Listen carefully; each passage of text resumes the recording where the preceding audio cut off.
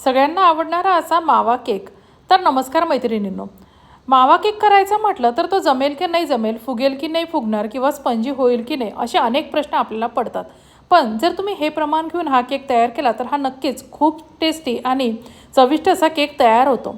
त्यासाठी 1 वाटी एवढा मैदा, 1 वाटी एवढी साखर, अर्धी वाटी रवा आणि अर्धी वाटी दही, 1 वाटी दूध, अर्धी वाटी तेल असं प्रमाण तुम्ही घ्या आणि 1 वाटी त्यात खवा टाका.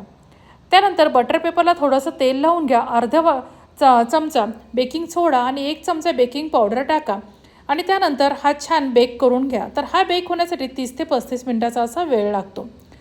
तर हे प्रमाण घेऊन तुम्ही हे व्यवस्थित बेक करून घेतल्यानंतर तुमचा खूप छान असा चविष्ट मावा केक तयार होतो. तुम्ही बघू शकता केक आपला किती सुंदर झालेला आहे. बरं, हा चवीलासुद्धा अप्रतिम झाला होता आणि तुम्ही याची सॉफ्टनेस बघा तर हा किती स्पंजी झालेला आहे. तर नक्की ट्राय करून बघा आणि लाईक, शेअर आणि सबस्क्राईब